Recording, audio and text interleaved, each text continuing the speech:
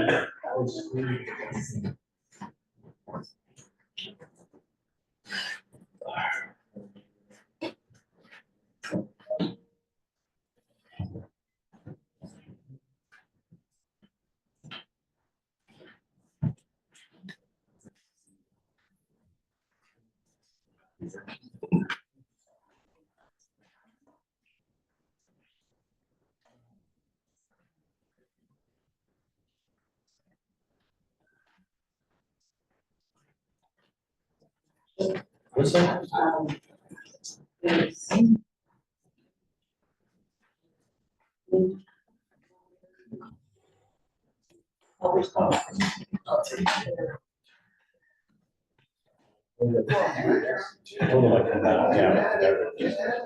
Otherwise, I haven't done it, but yes.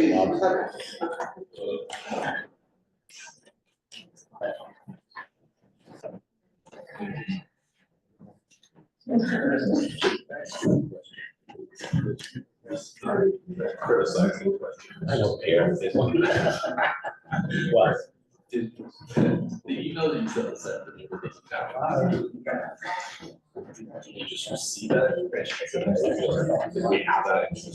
The answer is yes. It was more, and do you want to print it? I just that. That's fine.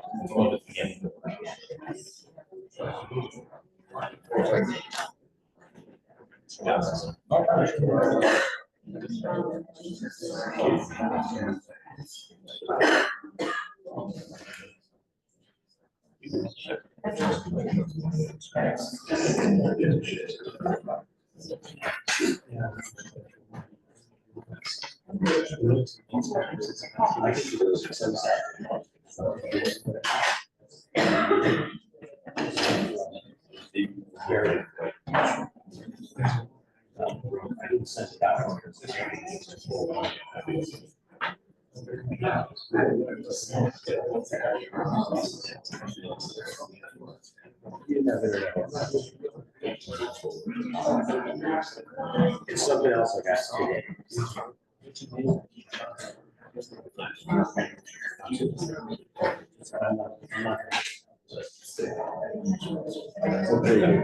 You're downstairs in Sandbox.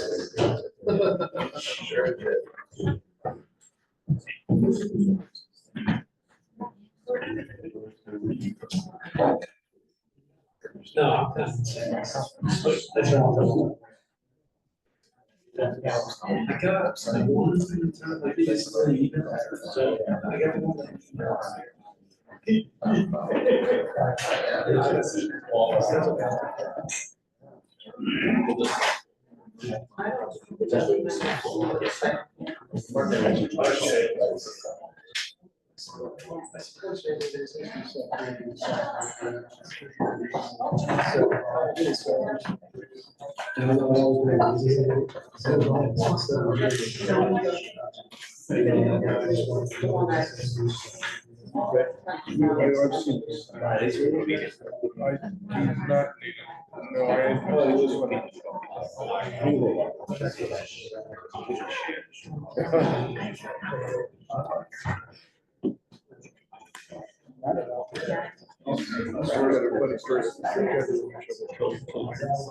Nothing to do with this.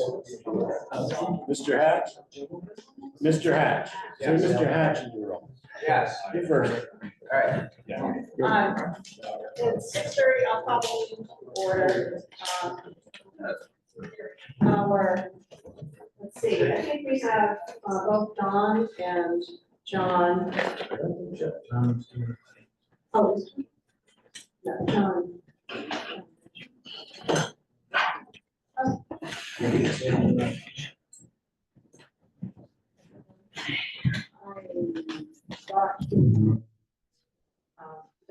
is with us via Zoom. But I guess I'm not sure about John Mitchell. Well, I talked to him this afternoon, so my assumption was.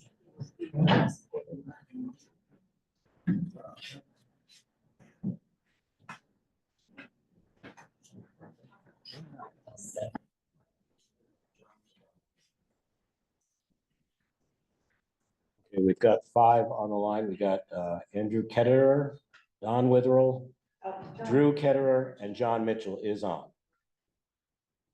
We have 8 board members on. John, could you weigh in? Tell me if you can hear us.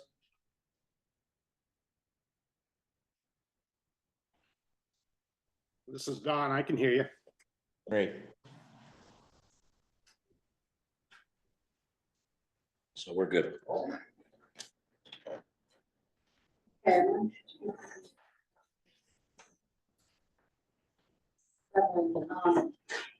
we need one alternate designated. So since you're here, Dana. Yeah. I'll designate you a member for tonight. Okay.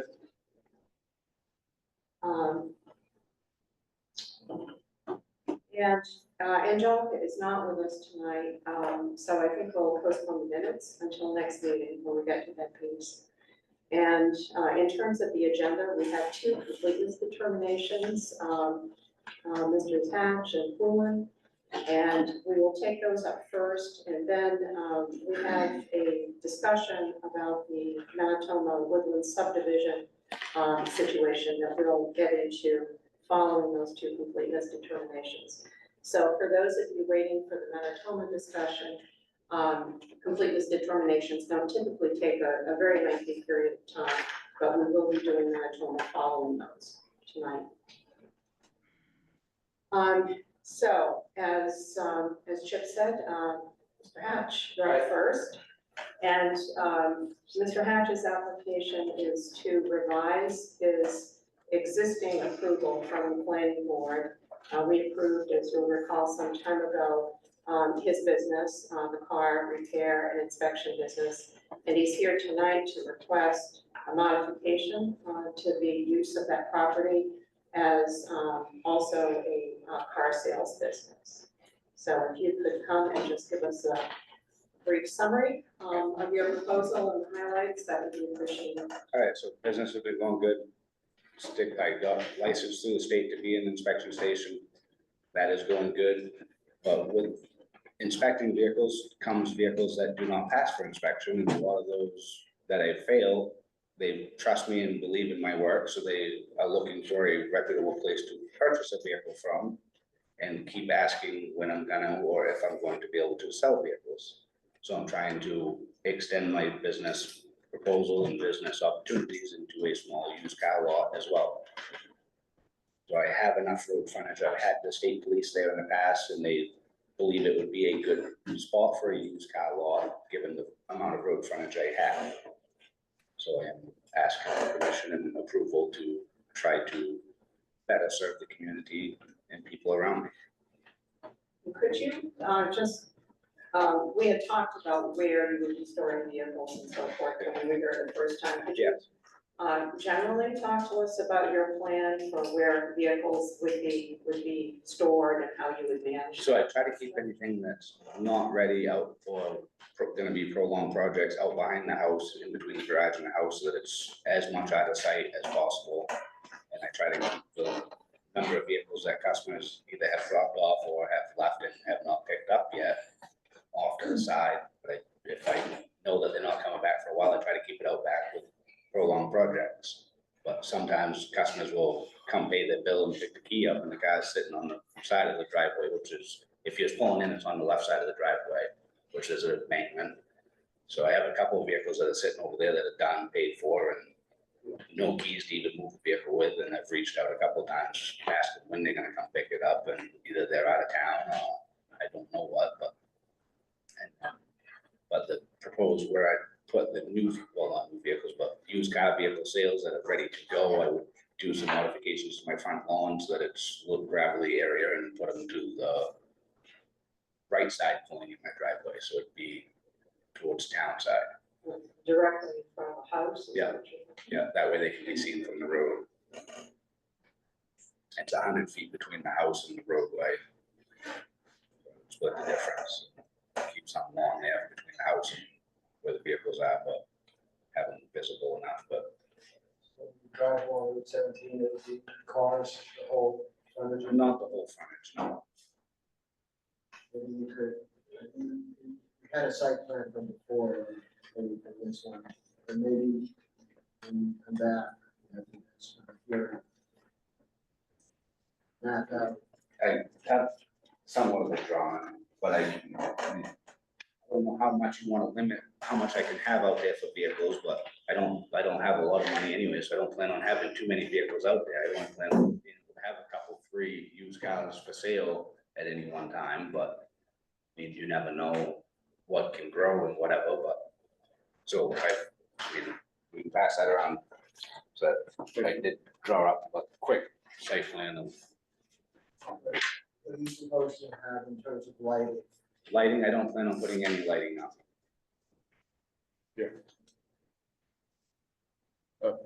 Mr. Hatchell, though, this is just a completeness determination right now, but Yeah. about how many cars do you have, vehicles do you have on the property now that aren't yours or your wife's? Then? That aren't mine. Yeah. I probably have 10 customer vehicles sitting there right now. And did I hear you say that if you're given if you get this permit, you would foresee having fewer than 5 for sale? Typically, yes. I mean, it's hard to say if I have a good day at the auction or whatever, but yes, I don't foresee having the funds to even have 5 vehicles at a time, but and then also the time to work on them and have them frontline ready is the other thing, and I don't have a lot of free time to work on my own vehicles, let alone get a car ready to sell and have the money sitting in it. And the other ones you could rotate out Right, vehicles. and if I get to the point that I have too many, or you guys don't like the sight of it, I suppose I can rotate out, park some out back and put a different one out front to keep visibility. You know, it's a mixed neighborhood, you're surrounded by residential homes. Yeah. I mean, and it's your residence too. Which I try to keep it as neat and appearing as possible, because I have to look at it too, and I don't want to look at junk and I don't want to look at trash, so I think I do a pretty good job keeping it neat appearing and somewhat well taken care of. The thing is that to give you a permit, it runs with the land, meaning that you could sell the next day. Which I understand that, and I've lived there for 12 years or more already and don't have no intentions of going anywhere. I understand that you say the permit sticks with the property, but I don't have no intentions of going anywhere. Which I do understand, yes, I could sell the property today for X amount, but if I sold it today for X amount, I'm gonna put that and then some towards the next property and I'm gonna be backwards, so.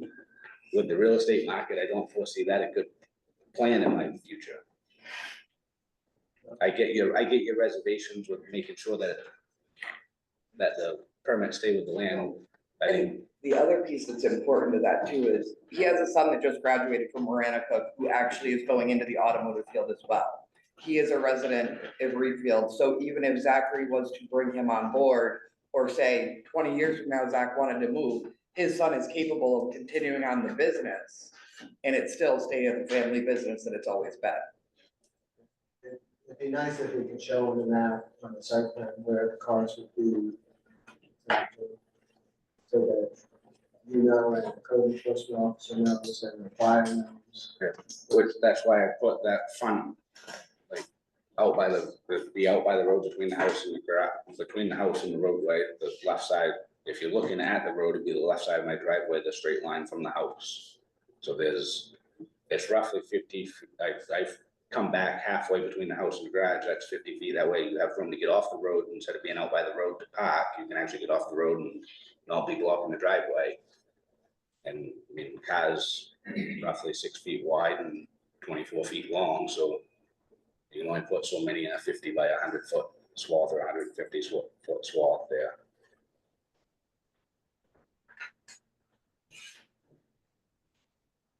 I noticed that at some point in recent history that there were several vehicles kind of tucked in behind the tree line down in the back of your house. I mean, and I was curious about what those Are were. you talking about way down over the hill? Yeah, way down in the back. One is a friend's truck that's trying to find time to come over and work on it. And then another one is a parts truck for a project that I have inside the back room of my garage. Which I make sure that there's nothing leaking out of them or anything like that. One of them runs, one of them doesn't. But one of them it's an older truck and it's parts and pieces for a big project that I'm trying to accomplish getting done.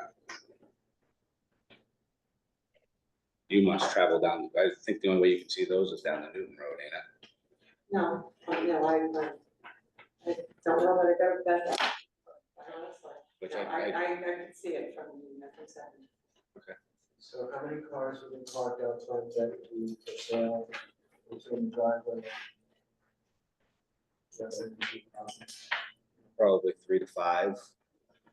Like, I don't foresee having a lot of used cars for sale. I don't, because it's that much more maintenance, that much more upkeep. But come winter time, it's that many more vehicles I have to clean off and move, plow around. It's honestly a nuisance to have to clean off vehicles and move them too. So I would say 3 to 5. And where were you gonna put the sign you mentioned? I am working on trying to get CMP to move my pole because it keeps getting backed into and it's right dead center in the middle of my driveway and people keep running into it. This weekend, it almost got flattened. I actually have like a 2-inch gap around the base of it. So I would like to move that towards the center of the lawn, which should be in line with the house, get it out of the way. And then I'd build my sign over by that. I need to get the pole moved first and then I'd like to put a sign in the middle, basically in the middle of where the proposed car lot is.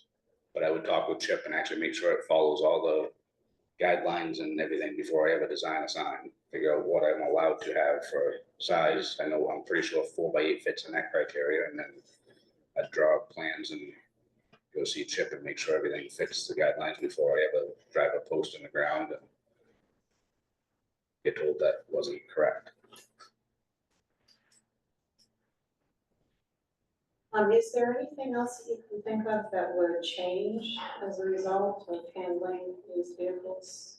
I think it'd be more revenue for the town of Winthrop, and town of Readfield, and I think it would give the citizens of the area more services available.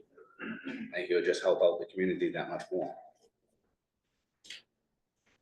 Because it's one more service provided by me, it's one more thing you don't have to drive out of town to accomplish. Where's the list of the butters? I believe they're in the package. Yeah, they're from the last, Nothing, I don't think anybody's changed, I ain't moved location. But you've applied for a dealership already? I haven't, because I figured I'd go through the town, get okay through the town first. Make sure that's all good and set, and then versus applying for I've been told by a state police official that handled the used cars that that'd be a good location, but Yeah. I haven't filed any of the paperwork yet, because I figured I'd get one thing handled before trying to do another. Do we need to have a dealership license before we approve dealership? No, I think I actually have to have, He has to have the town permission. I think I have before he to can have the get town's permission first. Okay. there's a standard condition that requires that any other, state or federal or any other kind of approval that's required, that those be obtained. But we don't necessarily have to have that before we are. The dealership license, I think requires a 5,000 square foot lot to grant that, so do you have 5,000 square feet for the lot? Of level law, yes, I do.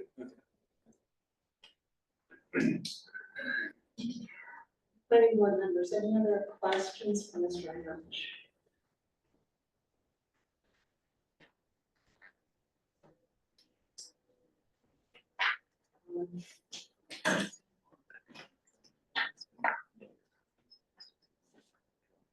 That's the same one, isn't it? Yeah. But this one, I have a couple more copies of those that I'll pass around, just so you guys can keep one if you care to keep it and try to study it.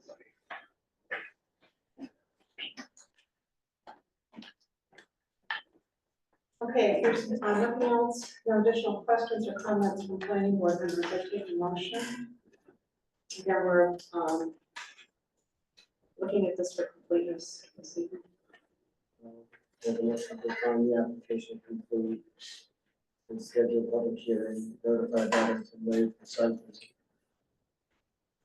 Your second, Second. further discussion?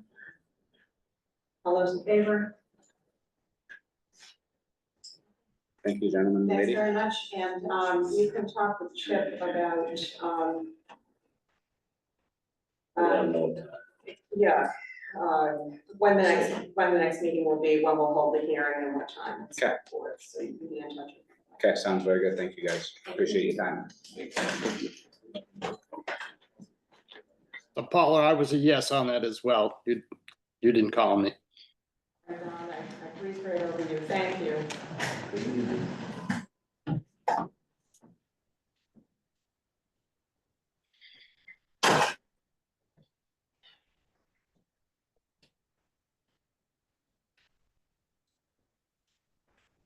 Okay, second agenda item is Andrew Poulin, Poulin Tree Service. And this is an application for a tree service business, which under the table of uses in the LUL is categorized as a natural resource-based industry. Mr. Poulin. So essentially, I'm just looking to buy the garage currently. It's been used for this industry since the, what, 60s, 80s? Yeah. And, This is my nephew. yeah, Larry owns it currently. And I'm just looking to purchase it, and I just kind of want to make sure everything's in line so I can, use it how I want it before I purchase it, essentially. The thing about this goes way back. My dad bought that land back in the sixties, mid-60s, I guess. And down the road, my dad was in the logging business and land clearing business. I continued that after my dad died. And so we built a garage to do our maintenance during the spring on our equipment. And then we go out and then we work, that season. But the thing of it is that that thing's been there for many years. It's been the same old. And we haven't had any problem with any neighbors or anything like that, but making too much noise or whatever the case might be. And like I said, I've been in Readfield for 66 years, so I've been here for quite a while. And we've never had any problems down there at all. If they're worrying about noise or anything like that. Everybody knows us down there. We all have good neighbors. We all get together, we all help each other. And so, Andrew, it would be nice if Andrew could just take over and continue on what we've been doing. And I'm sure everything would be fine. So could you describe for us a little bit what the business actually is and what you do? Currently, it's just a tree service, that you just take, residential trees down, hazardous trees around houses, firewood, just pretty much just take down hazardous trees residentially and, firewood. So you have trucks and equipment on the site Yeah. you use for that? Exactly, so we do have like a log truck and a bucket and pickups. But it's just me and one employee currently. So it's not a lot of traffic, it's not like we leave in the morning and get back in the afternoon, it's not like we're in and out 15 times a day. No one else, customers don't come down in there, it's just for our personal, essentially our headquarters to keep all our equipment in the same spot, all our supplies in the garage. Nice and organized and just having one spot to have everything nice. And You don't live there, though. I do not, Just the garage. correct. Just to have all the trucks parked. And so, I'm just confused, so does it exist there now, like it's? Yeah, it's just the garage, so Yeah.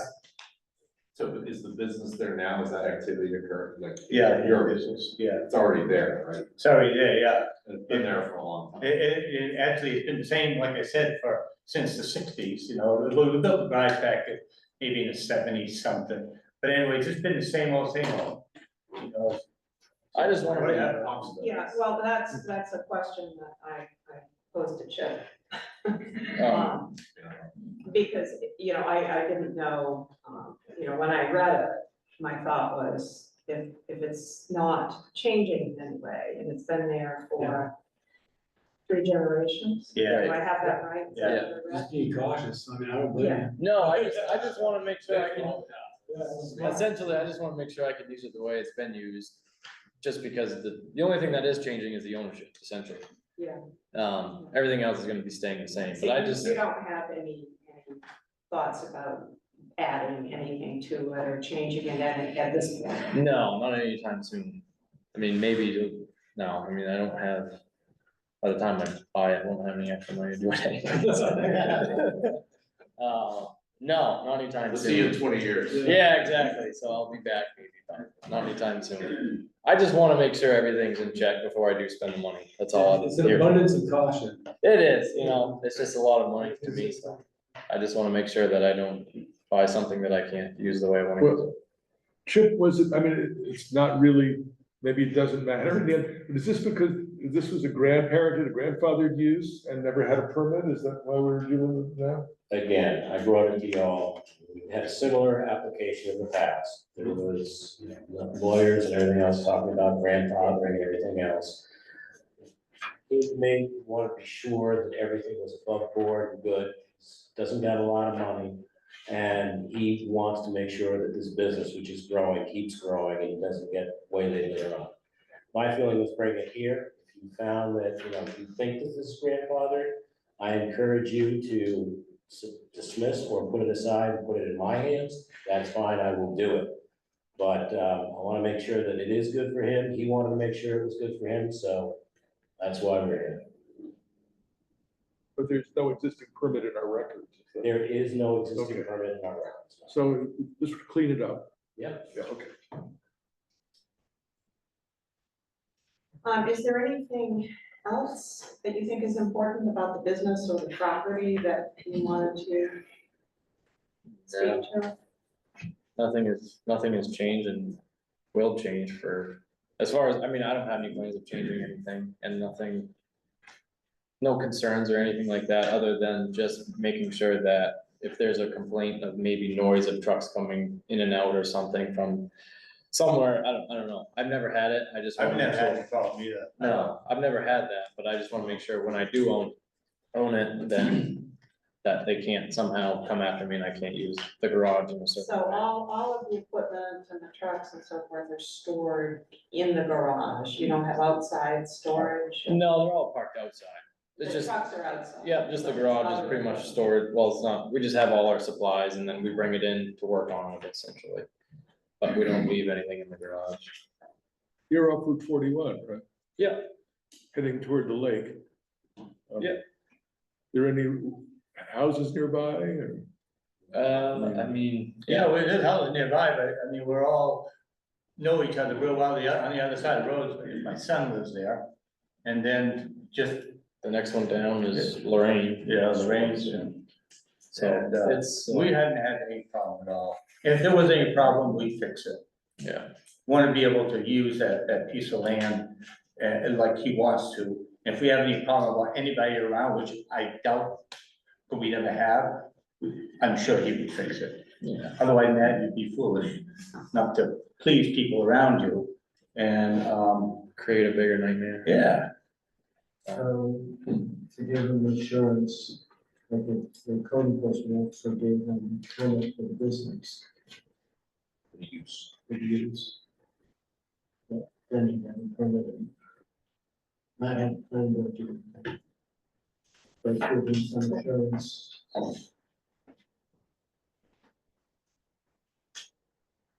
Although we could, I mean, we could do that, and it sounds like that's what you're looking for. Essentially, just an approval to be able to use it in the ownership change. the same And if way. at, Yeah. at some point in the future, you wanted to change your business in some way or something, that would be the vehicle that you could use to do that. Okay.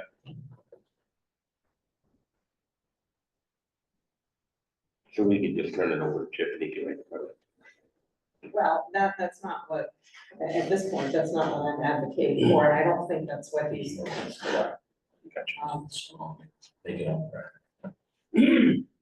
If it was something that Chip did, and there was a change in the future, I think it leaves open the question about whether it would require planning board approval or just go back to Chip. And it likely, as a change of use, it would probably have to come back to you.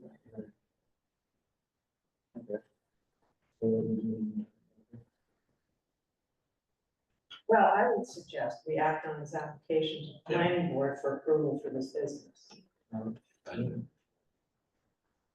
think it would be clearer for you. We'll give you more I protection. mean, it's just more of a peace of mind for me that Sure. nothing obviously is gonna change with the land, and I just wanna make sure when the ownership does change, then I can still use it the same way it has been used.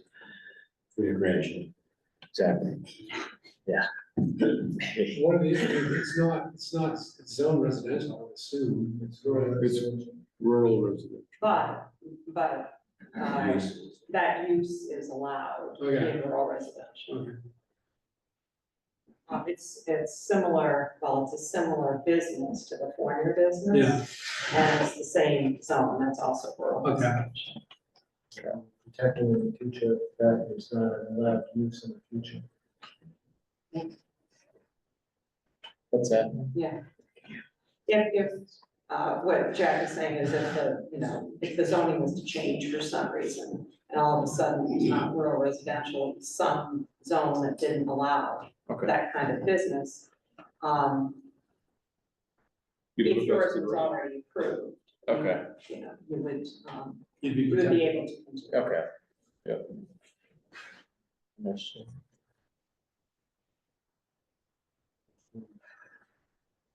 Yeah,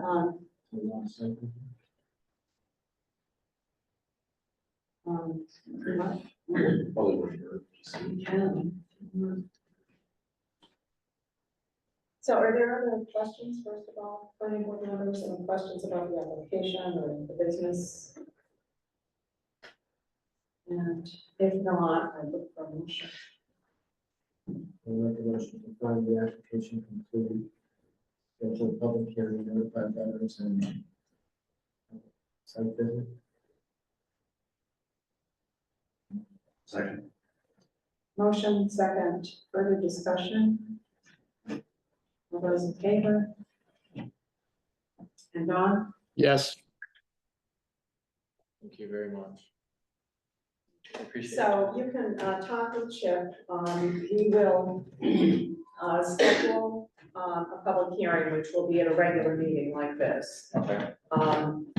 Probably the next one, but we need to talk about the schedule, so you can get in touch with Chip about that. And part of Jack's motion was that the planning board do a site visit, so Okay. usually what we do is come down, an hour before the meeting or something like that, just to take a look at the site. Okay. So again, you can coordinate that through Chip, and we can give you a date and time. Awesome. Thank you very much. I appreciate it.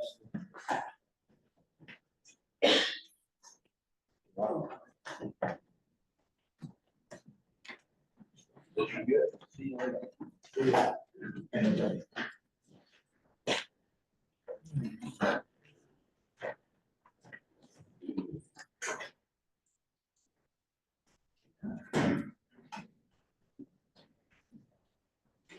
Okay, so, that takes us to the Manitoma application, and as probably everyone knows by now, there has been some, a new issue has come up with respect to the application. And, just by way of summary, we have found the final plan application complete in April. We opened the public hearing on May 13th. There was a lot of discussion, public comment. at that public hearing. And then subsequently, there were some pieces of information and some documents that were submitted into the record in follow-up to that hearing. We did not formally close the hearing, so technically the hearing is still open. And we will, we'll talk more at some point about closure of the hearing and if additional information is going to come in.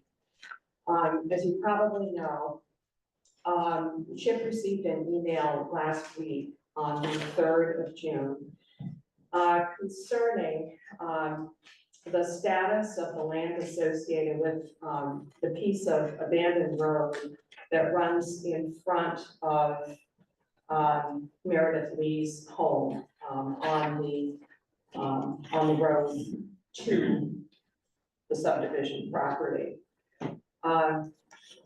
Meredith's lawyer, Andrew Ketterer, expressed his concern that because the road was abandoned, the ownership of the road reverted to Ms. Lee, and that potentially limits the authority that the town has to impose requirements on what can be done with the road. And it limits, theoretically, again, the applicant's authority to make modifications to the roadway, to address things like stormwater. And so, I would say, first of all, that it's very late in the process for an issue like that to be coming to us. I wish it hadn't worked out this way, but I also acknowledge that it's a complicated issue and a significant one that will have to be addressed in some way. And so I think that we are looking to modify our process and procedure going forward to accommodate this issue. But I do want to make it clear that it's been a difficult situation for all of us to deal with because of the lateness of that submission.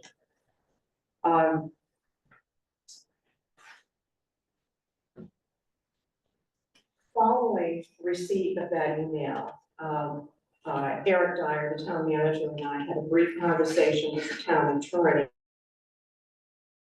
procedurally about some of the options that the planning board has for moving forward. And the one thing that we reached agreement on, definitely, there was no disagreement about this, that the planning board would not be the entity from a factual and a substantive perspective. I mean, that is not the role of the planning board, and that with the parties or in the court, but that will not be the planning board or the town.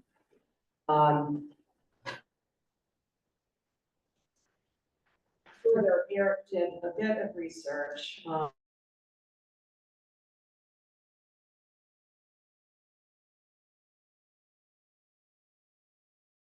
office, and that is available if you haven't seen it and you're interested.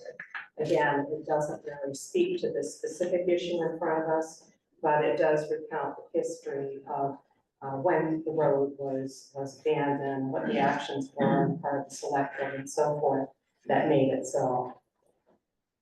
As I mentioned, this is it's a complicated issue. It's complicated because the road has a long history. There are a number of, potentially a number of statutes at play that have changed over time with regard to abandoned and discontinued roads, some of which are relevant to this situation. But in talking with Eric, it appears that, each of these situations, and there have been several apparently in Readfield, abandoned and discontinued road issues, they're all a little bit different, a slightly different spin on the theme each time.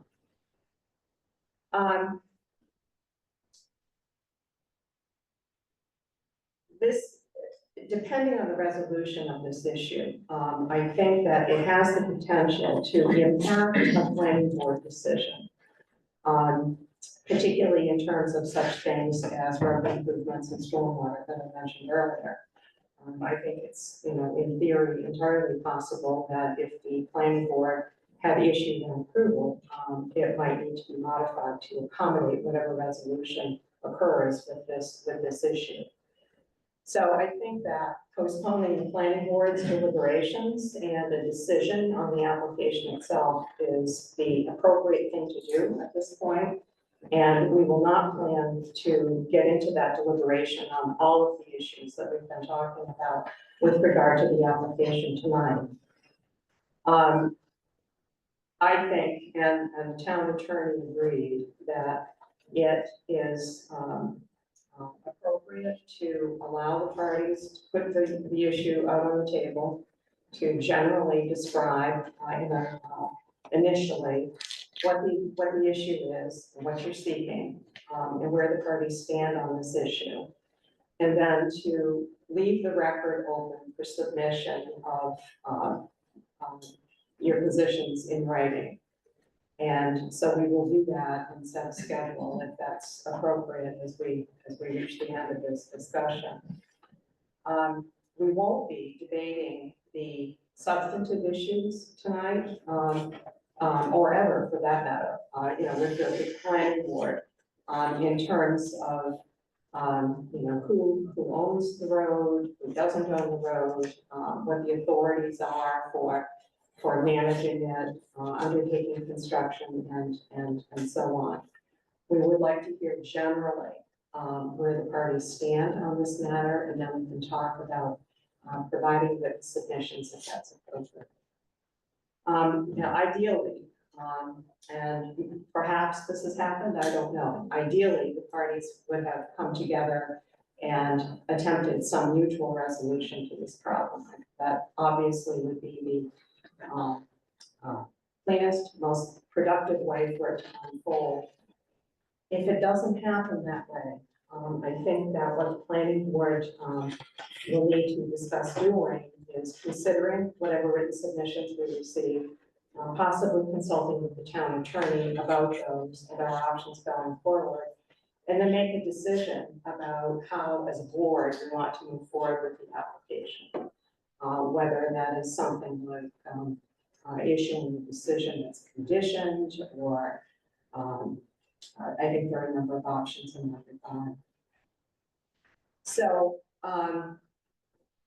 we can talk about timeframes at the end of our discussion tonight, but I think what I'd like to do first is to first of all invite Mr. Ketterer, who is representing Ms. Lee, to present his client's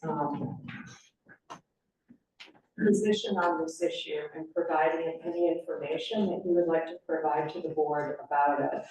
And again, we don't plan to get into a detailed discussion about the substantive matter, but would like to hear your general position and what you're seeking. And Chip. If I may, I have been strongly encouraging both parties to do just what the chairwoman just described, sit down and talk to each other. I think there's a meeting ground there. I think that something might have occurred today, I hope. So what I might suggest is that we ask the two participants, has anything been decided, and then let them introduce their attorneys. Has there been any?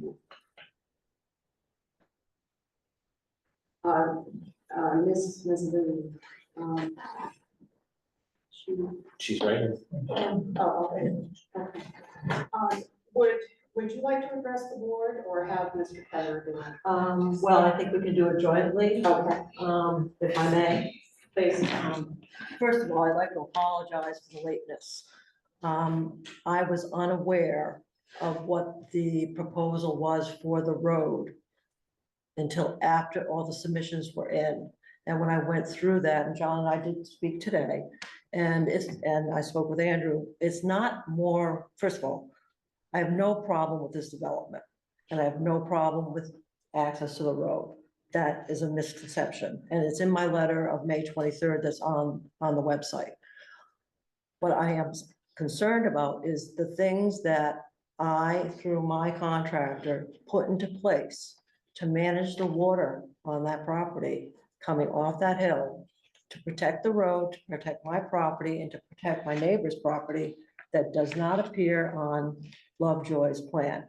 Culverts and plunge pools that were put in, they're not on the plan. So through omission, we could only assume that they were being taken out. Also, there are excavation markers on the utility poles that I had put in by CMP. My contractor called CMP, they know nothing about it. I then called after meeting CMP, they know nothing about it. Rachel there did a lot of research. I called DigSafe. They know nothing about it. So again, it was because of things that were appearing, conversations that were not being had, that I had concerns because these plunge pools and culverts are not there. I applied for a driveway permit in 2017 through Gary Quintel. In order to get approval for that driveway permit, I had to put in 3 culverts. And then in 2022, when I was finally able to act on the property, my contractor, Jason Sullivan, his business is Mac Enterprises, worked with Chip, and we had to expand the culverts and plunge pools, build up the road. And I made a very large investment. What I don't understand is why, and John and I talked about this, why wouldn't we continue to use what we already put in? Why undo that?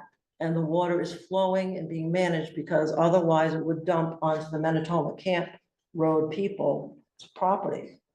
Back in 2023, when Jason and his crew were building the road, it was brought to my attention, there's a lot of water that comes through there. And quite honestly, I spoke with my neighbor, Eric Howard, back when we started this. And his wife said, yeah, there's a lot of water that comes down the hill. Matter of fact, we had it, so it went onto your property. So there's a lot of water that comes through naturally. There's a stream there. And I don't want to undo all that work. And I don't want, one thing I talked to John about today, in his engineer's plan, there's a very large drainage ditch that is going to be put into place right in front of my boundary line, my property. So my driveway is very close to the entrance from Manitoba. I go down and I have 300 feet of frontage. And along that frontage is a rock wall. In front of that rock wall, I think, is where the ditch is being proposed to be put in. I don't want a drainage ditch in front of my property. And I also had to expand, it's all in my letter, I had to expand my septic system. First of all, back in 1988, when I purchased the property, the seller at the time had to get a variance because it's so wet in there. Fast forward, I never got to build until 2022. Everything was upgraded, so we got a permit. When Jason started working in there, he saw how much water was in there. He said, Meredith, I think we're gonna have to have this re-engineered. We did. So I had to expand the bed, the leaching bed, from 20 by 40 to 20 by 50. We brought in 1 million pounds of sand. That is all leaching down. And now there's gonna be a drainage. If this goes through, there's a drainage ditch being proposed to be put in there. I'm not an engineer, I'm not a hydrologist. I don't know how that's gonna work. So like I said, I did talk to John today. We had a nice conversation. Matter of fact, I think I have a pretty good relationship with John. I was just shocked after the last meeting. And then when I saw the plans, that all this work that we had done was omitted. And that's why it's late. And I felt I needed to have my interests protected. So I retained legal counsel.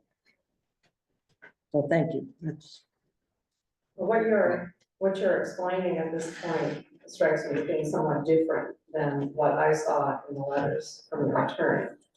I mean, there really wasn't any discussion about, the drainage and so forth, and that being the root of the problem. It seemed to be more about the abandoned road and ownership of it and so forth, so. And that, excuse me, if I may, I think that's because it happened very quickly. Andrew did ask for us to get more time. That wasn't possible to get him up to speed. So that is probably where that came from. I know very well, John and I talked about this today, about the ownership of the road with respect to access. Because back when I was purchasing the property, I had a question about that as well. I purchased the property from Mr. Elvin. And I also spoke to the then road commissioner, Mr. Musica. I have a letter from him, which I've shared with Chip, I've shared with my attorney, that talks about the abandoned road and how the ownership reverts to the abutters to the center line, except there is an easement for access. Makes sense. You have to be able to get to your property. So I was satisfied with that. And I talked to John today. So I was in those shoes. Back in 1988, I was in the same shoes. Of course, he has access to his property.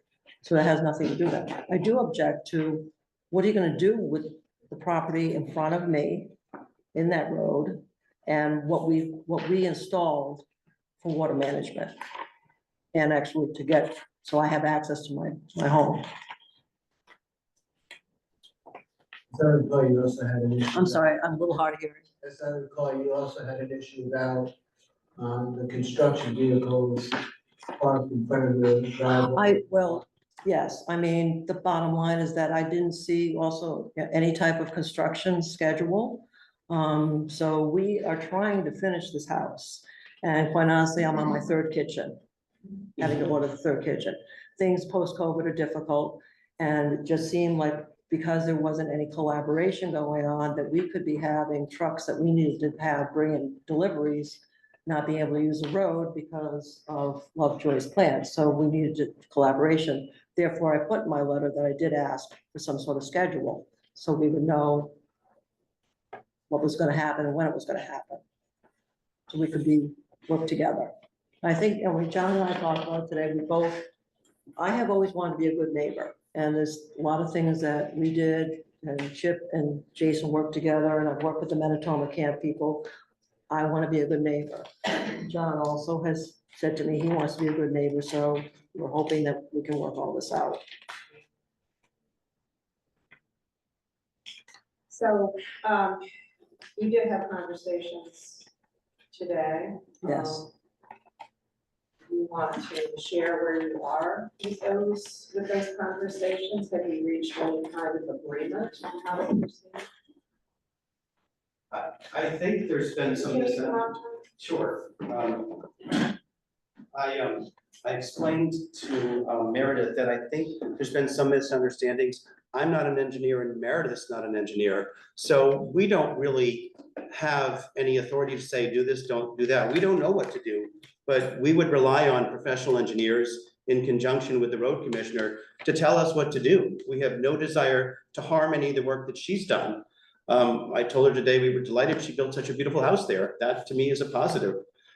So we wanted to work together collaboratively with the road commissioner and an engineer so that she feels protected, her investment's protected, and the water is handled correctly. We had no intention of just simply barging in there and railroading through and ripping things out. I mean, we're all concerned with environmental protection. We're all concerned with proper engineering.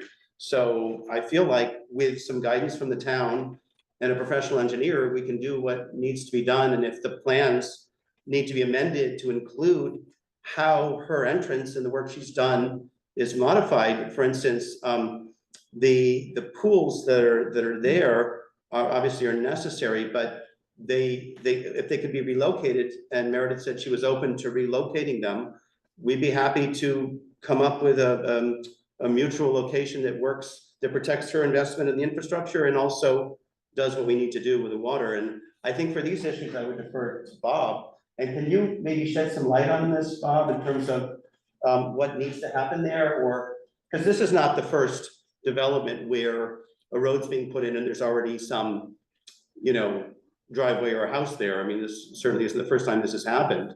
But I'm not qualified to say, okay, this is what needs to happen. We've obviously had a lot of conversations with all of you. Right. With the Manitoba folks and so forth about drainage and Yes. stormwater, and I'm a little baffled about why this wasn't addressed previously.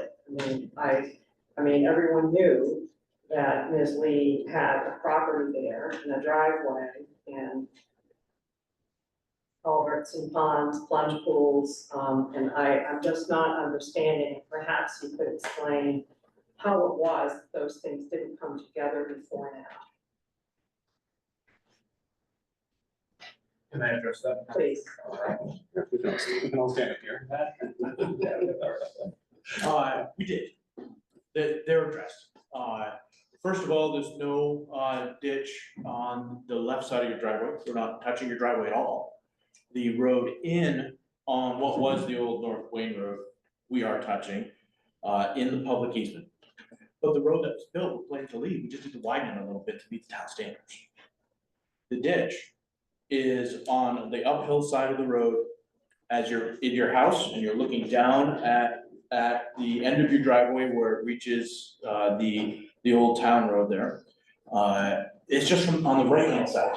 On the right-hand side, On the right-hand side, along my property line. along your property line. Yes. Now, every road has to have a ditch. All right, I can't let the water just flow over the road surface. It has to be caught and diverted, so it doesn't flow over the road It surface. already is. That's because the road that's there is really more of a footpath. We're improving that to a town road standard. So, or a private road standard according to the town standard. And why can't you move the ditch further down so it's in front of John's property rather than mine? Because I need to catch that water and not let it roll over the road. Oh, because it's uphill. Because it's uphill, you're Okay. uphill. Basic physics. The The water- way I looked at it was that I'm at the low point, so everything was gonna be collected in front of my property. And that is one thing I am opposed to. So, I don't know that it would be especially productive to have this conversation in this way right now. Yeah. And please, other planning board members weigh in, put your viewpoint on the table, but I think that what needs to happen is that the parties go off, have this conversation somewhere. Right. Sometime soon, and come back and give us the result and tell us how it's going to be fixed to everyone's satisfaction. I don't know any other way to do it reasonably. I don't think it's gonna happen here tonight, just based on this. So, planning board members, your thoughts? Well, Ms. Lee, I read your letter of May 23rd to Chip. And I'm confused. You seem to want to, in the May 23 letter, you seem to want to not be part of the road association. I mean, I would think that everyone along that road would want to be part of the road association, have a say in what happened in maintenance. Could you please tell me where I said that? Oh. I respectfully request, control of these roads should rest with existing homeowners. To the extent that any control is given to Lovejoy, then I respectfully request the town hold Lovejoy to the standards of DPW for road maintenance, including but not limited to timely and proper snow removal.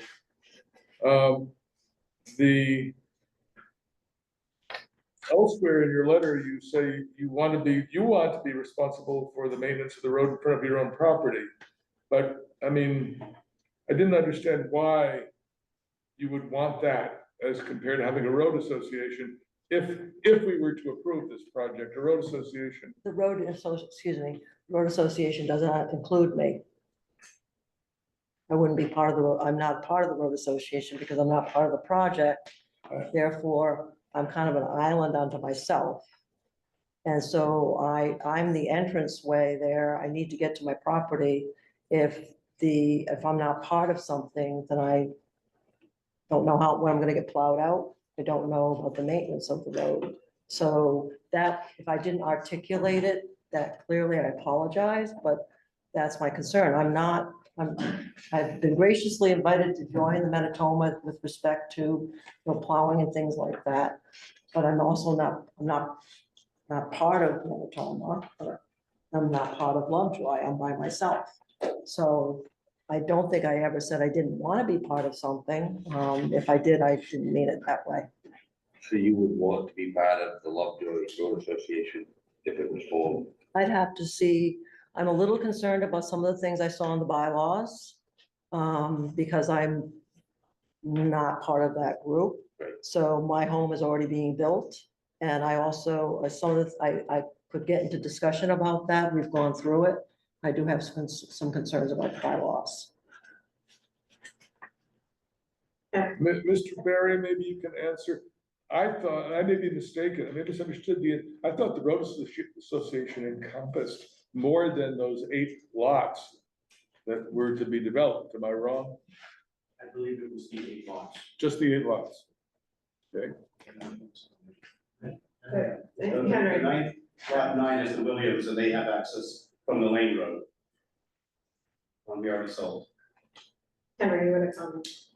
You said, so the question or the comment, so, you're a butter to this development, and were you notified of this activity that was occurring? I'm sorry, I'm a little hurried.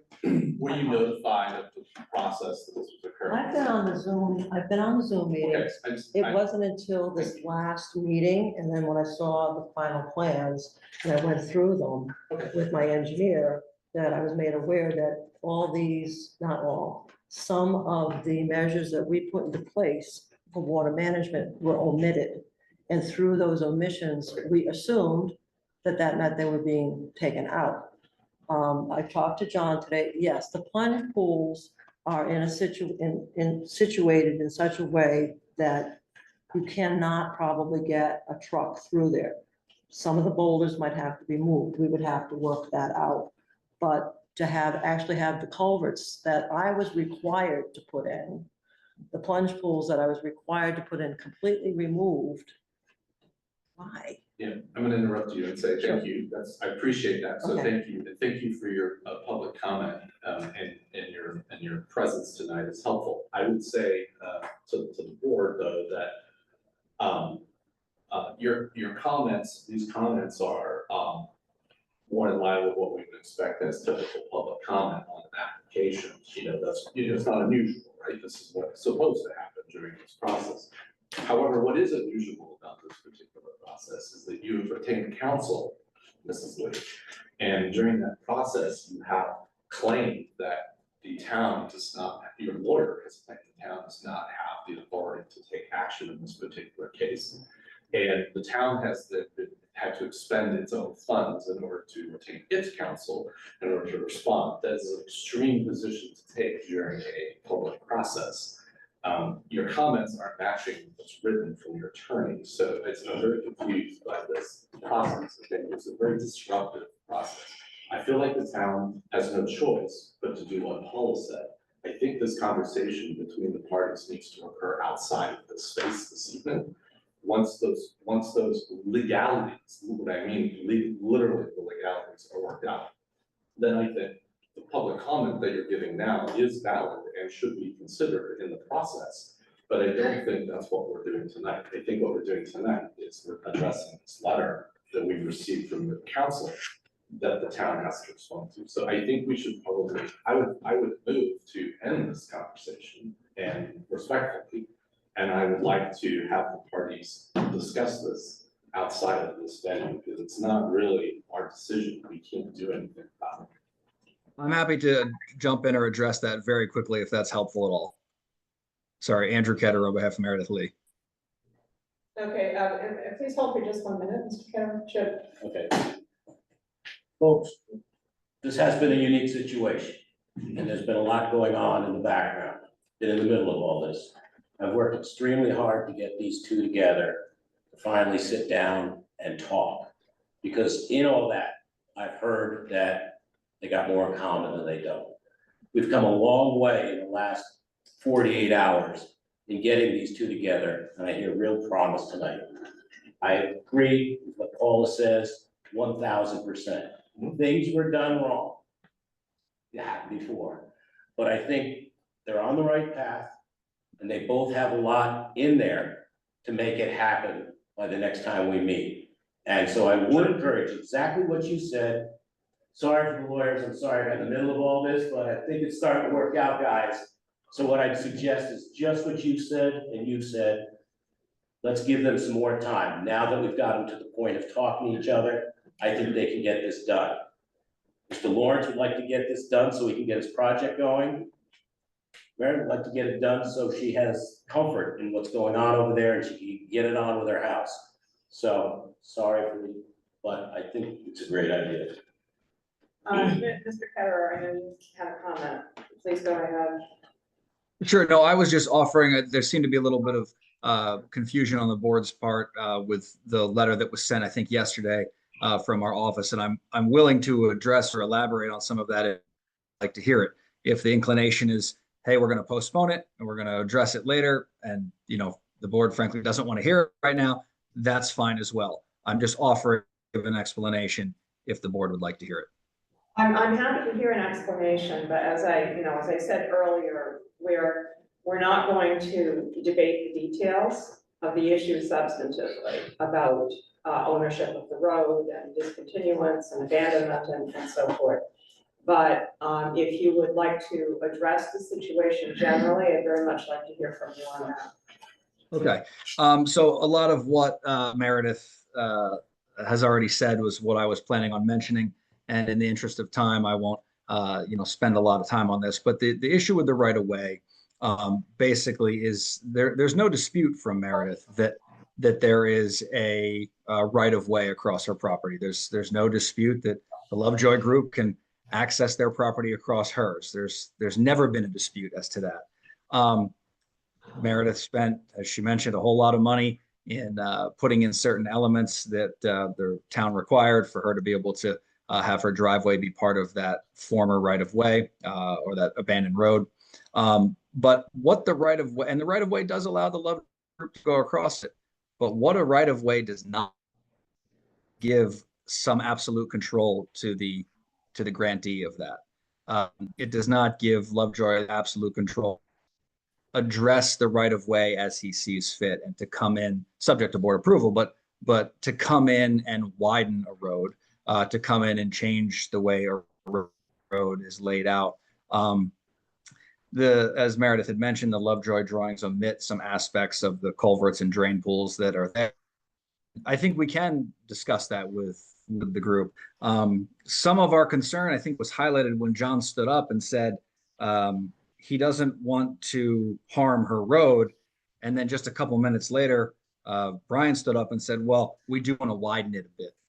And I think therein lies some of the issue, is that it may not be as clear as everybody thinks. And we would like the time to be able to meet with the Lovejoy Group and discuss it with them, because I think Meredith's interested in being a good neighbor. And with the extra time, hopefully we can come to a resolution of that. But our position as far as relates to the area is that Lovejoy has a right of way across it, but that doesn't necessarily mean that the town is able to give away authority to control that strip of land to someone who is not Meredith. She owns that property subject to a right of way, which is different than outright ownership by another party of that section of land. So that is what was very briefly addressed in our first email from last week, and then our letter again from yesterday. Some of it is because of the short turnaround time. We did originally ask for an extension to be able to have a more articulate explanation and detailed explanation to the board, but I understand that wasn't in the cards, and so we appreciate the extra time, and we hope to chat with the Lovejoy Group about it. Thank you. Board members, you have other thoughts on this? I'm feeling that the parties need to go away, talk to each other, reach some resolution, and bring it back to us, at which point we can consider it in context of the broader application. But without that, I think we're kind of at a standstill. And I think that only you can resolve those issues. There isn't anything that I see that's obvious to me that the planning board can do to resolve the issues you currently have between you. And so that would be my suggestion. I read the package and I've looked at this claim as well as many others that were brought up as part of this. There's nothing that's going to prevent people from continuing to bring issues forward to try to delay this project from being approved. And to me, it feels like a stall tactic, and I understand that you've got issues that you need to have resolved. And I think these parties can resolve them among themselves, but I don't know if the planning board needs to continue to be involved in this process. So I would like to move that we close the public hearing and let this thing proceed.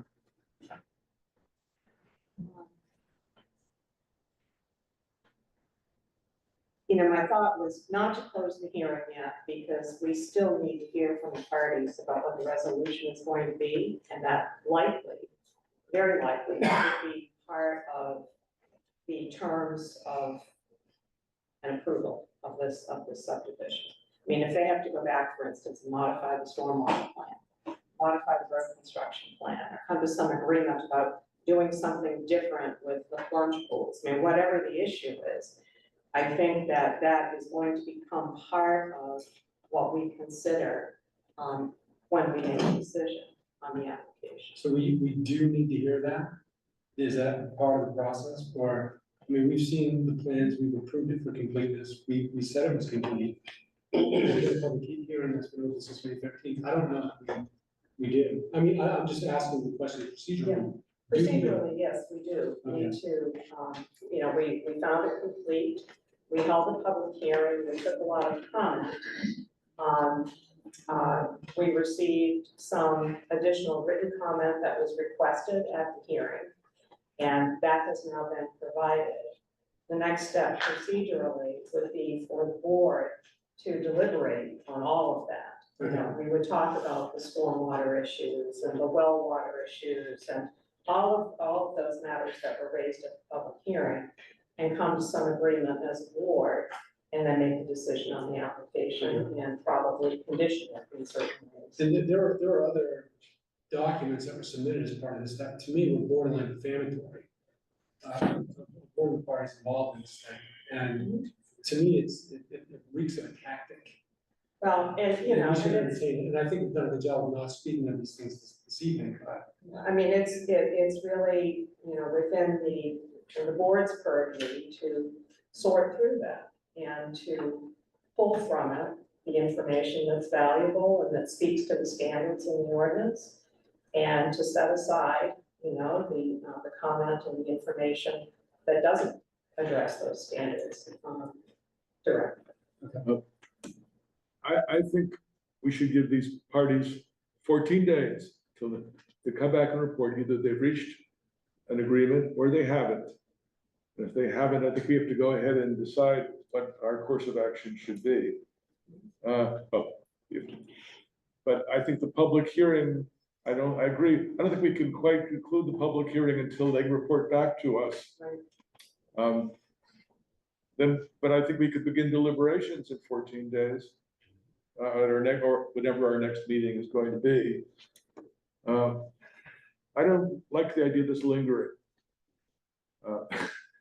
I do have a question for Mr. Lawrence on a different issue from the one we've been discussing. I don't know if this is an appropriate time to ask.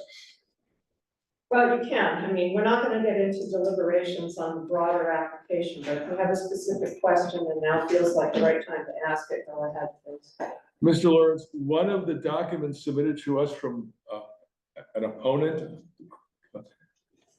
claimed that there was some kind of marketing text that referred to lake access. Can you enlighten us on what that was about, or if there was such a marketing? Yes, I can. That, I believe, is I've actually already prepared a letter with exhibits, and I think it's maybe more appropriate to submit that in writing. It's very clear and apparent from information that's available online that there is no substance to that allegation. So you didn't it wasn't your market? Yes, we've listed lots before, but the impression is given that only one lot was listed, when in fact it was a parcel. We had offered for sale a woodlot in Manitoba Association, along with a lot division from the parcel map 111, lot 32, which Lovejoy owns. So in fact, we were offering two pieces of land, which in fact did give full membership in the Manitoba Association, along with a buildable lot. And we have very clear diagrams that explain that this is very clear what was being offered.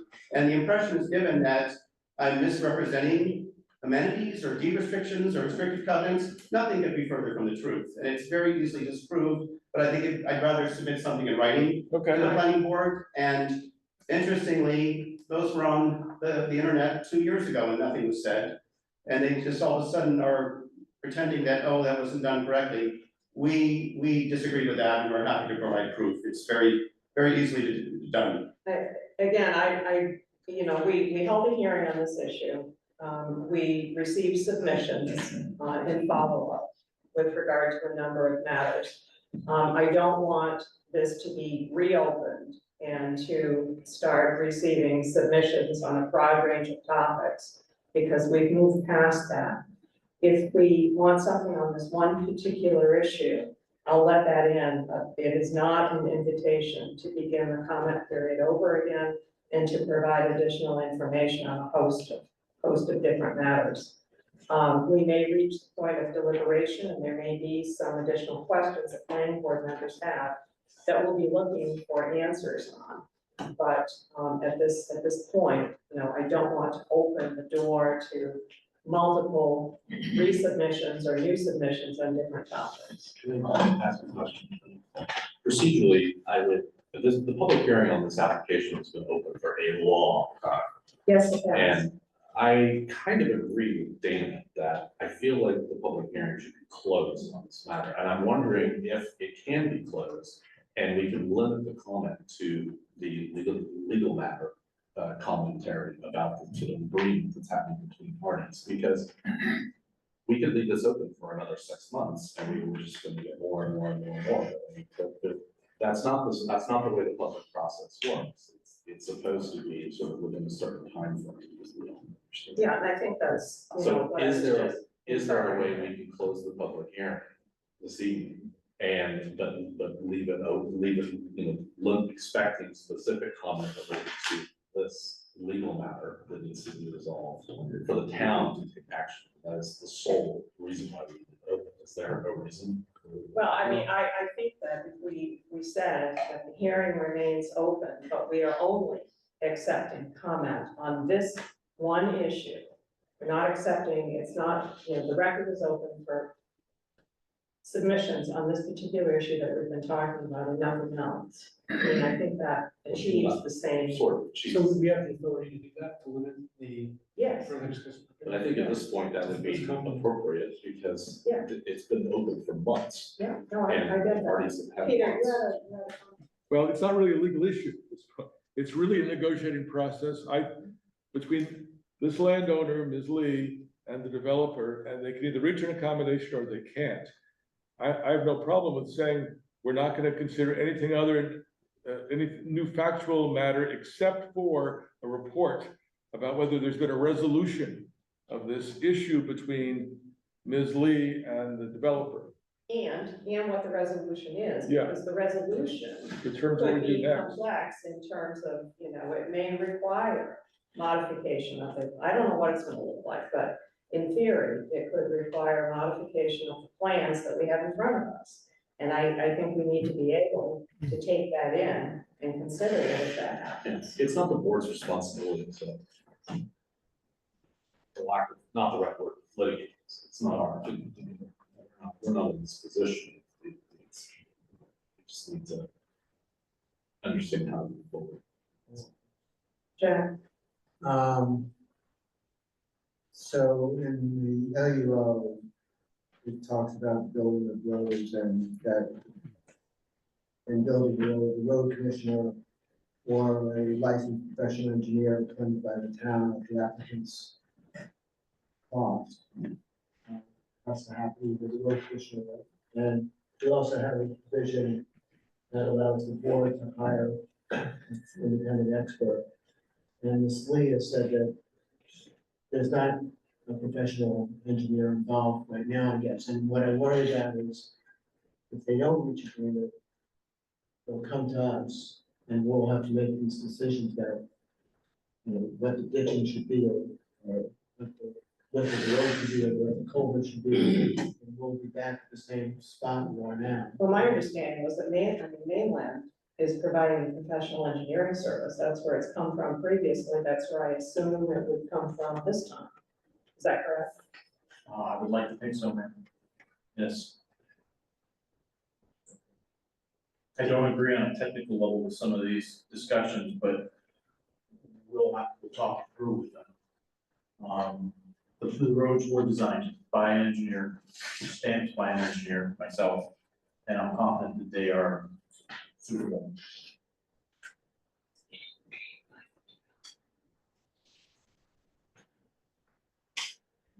Was this a question you had, because we're. Are you talking to me? Yes. I was Yes, just am. wondering, hi, thank you. If Manitoba has anything to say, or would we be given a chance to say it tonight? About what? Yeah, about which, Well, Meredith had a chance to talk, John had a chance to talk. yeah, on No. on this issue that came to us, I tried to explain at the beginning that, you know, it came in very late, it put us all in a difficult position. But it was an issue that we felt, you know, we had to deal with in some way. We needed to reach some resolution on it because it could directly affect whatever decision the planning board makes. And so, you know, it was kind of it was a tough decision to make, but we needed to be able to hear from them so that we could move forward. So again, you know, we're not reopening this for comment across the board. If you have a particular question about this issue, I'd be happy to let you raise that, but again, we're not soliciting broad comment across the board at this point.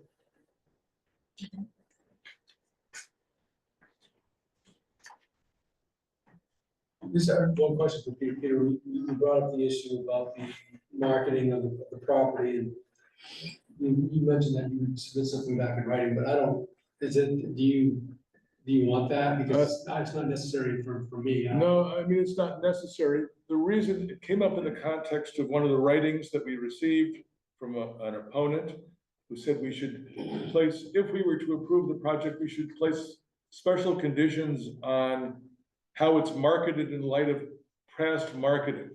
So that's why I was interested. Yeah. What I'm hearing from the applicant now is that the applicant says he never marketed this subdivision as having lake access. Now, if that's the representation, unless someone can contradict that, I don't want to go any further, and I don't need to go any further. Okay, no, I just don't want to put you guys through any more motions than you need to go through already, and responding to things like just. Appreciate that. Salacious. And it's an issue that, you know, it can come up again when we're deliberating this in broader terms, when we're looking at the application and all the issues. I mean, that's a question that could be raised during that discussion, and we could talk about it again at that point too.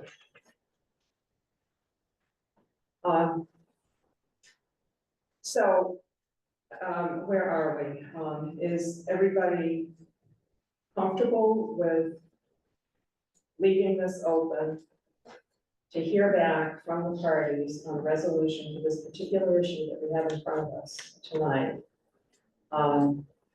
Peter, you're suggesting 2 weeks for that. Well, I wouldn't go much further. I wouldn't want to go much further. No, I get it. I agree with you. I'm not arguing. That would be the 25th, that would be on a Wednesday. Well, Oh, 24th. Back to you Tuesday. 13.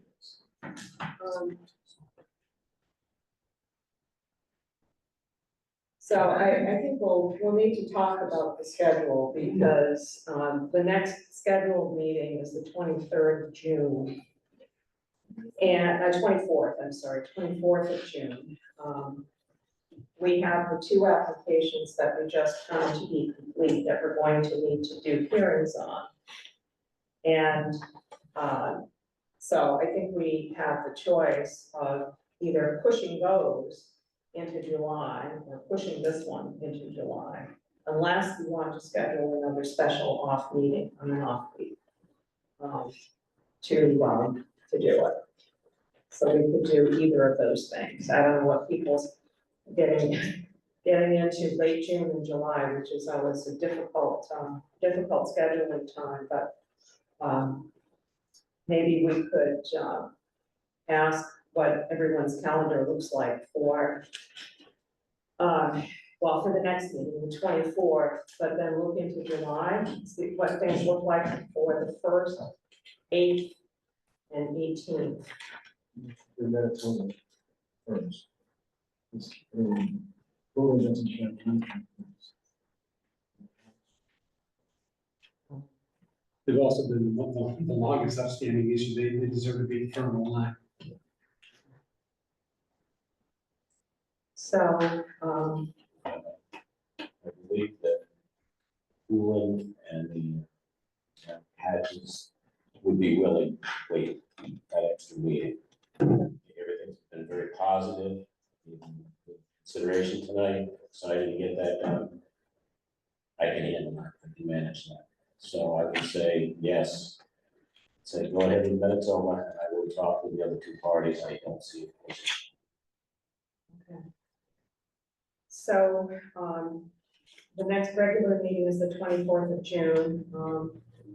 That is a day less than 2 weeks, since we're meeting on a Wednesday this week.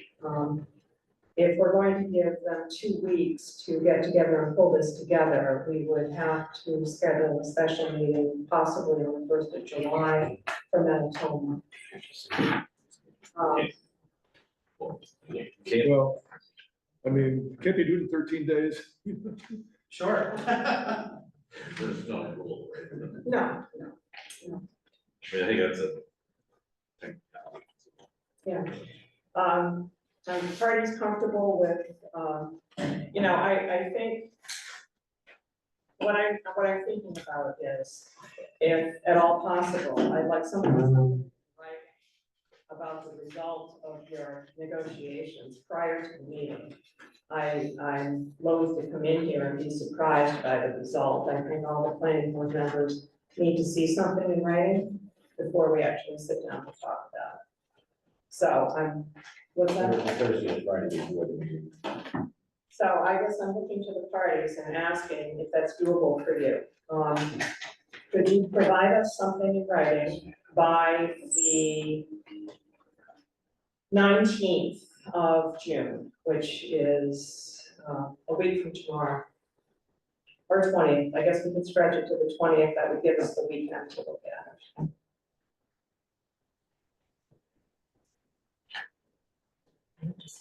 Andrew Ketterer again, if you're looking for some input. I think some of it may depend on the amount of time it takes to get new drawings of the road. That is a major concern of ours, obviously, for resolving this, and without diving too much into resolution discussions. I think that it's going to matter if we can get the drawings done in time to be able to really have on paper what it needs to be or what it's going to be. I think Well, if you agree to what's gonna be in the drawings, you know, for our purposes for that particular meeting, that might be just as good. Well, I think we're trying to act with haste for the benefits of the applicant as well, because this has been drawn out a long time. So it's like, is 3 weeks too long? Because we're trying to do it in 14 days, but is 3 weeks, 4 weeks too long? Because to me, it's already too long.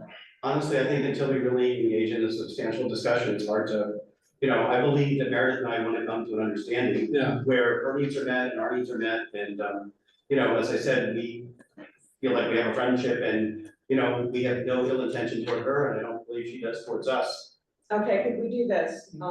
Could we tentatively say that we'll have something in hand by the 20th of June? If you find that that isn't possible, if your discussions lead you to a point where you think you need another week, Right. you let us know that, and we'll reschedule something for July. Okay. But tentatively, we will assume that we'll have something in hand by the 20th so that we can meet on the 24th. Does that work for you? My comment is I need to see what is being proposed and hopefully see things that we put in addressed. Yeah, and we understand that. Yeah. We understand that. Right. And I think right now, we're just trying to figure out how much time is necessary to do that. And as Dana said, we are trying to move this along as quickly as possible for everybody's benefit. The applicant, the interested parties, planning board, everyone. Yes. I have drawings of what we have in there. And I am more than happy to work with them to resolve the issues that are at hand, you Okay. know what I mean? Yeah, To so, work you know, with them. please, So please work with Meredith and the others on that, as part of that group, and. But it's not a shot in the dark. I mean, we know what we're trying to resolve here, and I'm sure between the two of us that we could do something. Good. Just gotta get Okay. together and do it. So, is everybody okay with that, planning board members? I would just say if it's not, if it gets delayed more, I think I would refer to Peter's comment earlier, which is I still think the board should deliberate at some point, regardless of the parties, if they don't agree or not. We can make a decision about what we're going to do. We can't just leave this matter on the table for now. I certainly agree with that. Move it along. Can I make a motion, then you make a motion? The motion that we not leave it on the table forever, is that your motion? No, I do think in July, or at least to have this deliberation complete. Well, I mean, what's our remedy if they come to an agreement, if we prescribe one, as a town? Well, the town either has to rule that it can't make a decision. It's in. Well, we'll obviously need to do something, and one of the options is that we make a decision, and if any of the parties disagree with it, they challenge it. Yeah, you know, they go to the appeals board, they go to court, and, you know, I'd rather that didn't happen. Yeah. But that's an option. That's It's an in option. everybody's best interest, financially, time-wise, and everything else, for that to happen. If it doesn't, then the courts will have to decide which will delay, which will cost. So I think these guys are gonna work real hard to get this done. So that's.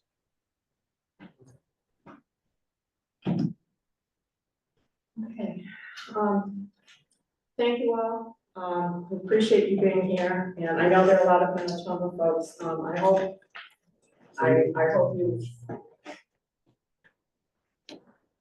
you learned some things tonight, I suspect that you have, and have a better understanding of the situation is currently. And, we will get back to this issue as we discussed, and we'll be deliberating further on that, but we need to get this information first. And, that certainly will be available to you, when it becomes part of the record. Should we make a motion to limit the submission, so it's clear?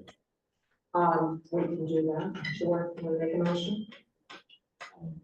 I make the motion to leave the public hearing open, but to limit the additional submissions at this point to the resolution forms between Meredith Lee and the. Do I hear a second? Second. Discussion? All those in favor?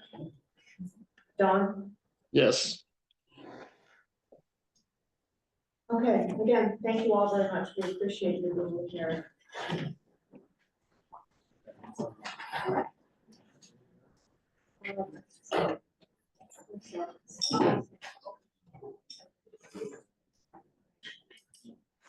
And sorry, we're concluding our meeting, so if you have conversations, if you can take those downstairs, I'd certainly appreciate it.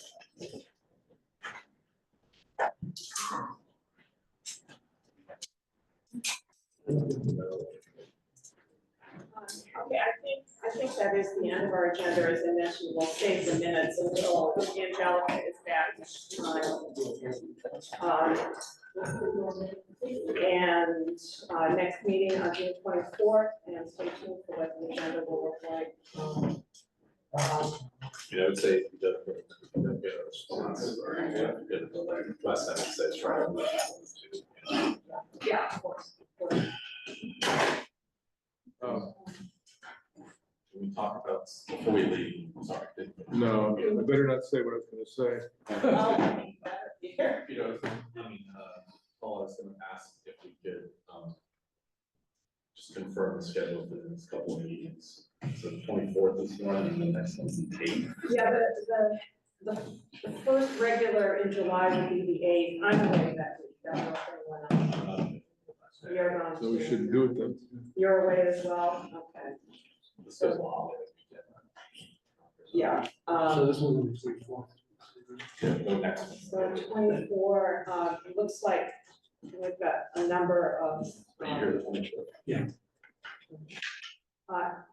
20, are you around? Yes, I can do this. Okay, you can do Brandon, are you good, Peter? 24th I can do.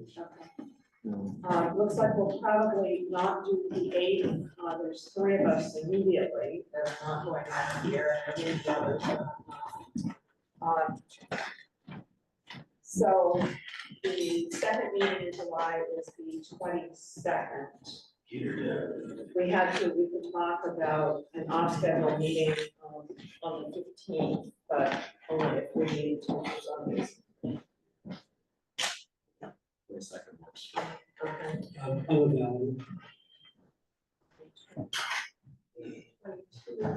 Brandon, Peter? I'm not sure, probably am. Don, what's your July schedule? I'm not seeing any conflicts at the moment for those dates. Okay, and John? Yeah, I'm here, I think. I won't be here in August, but Okay, but you're good for July? yeah, thank Okay. you.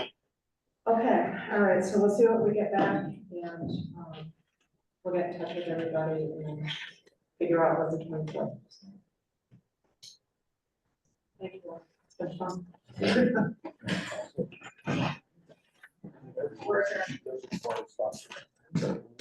It's out of position. Because we're making it possible to build.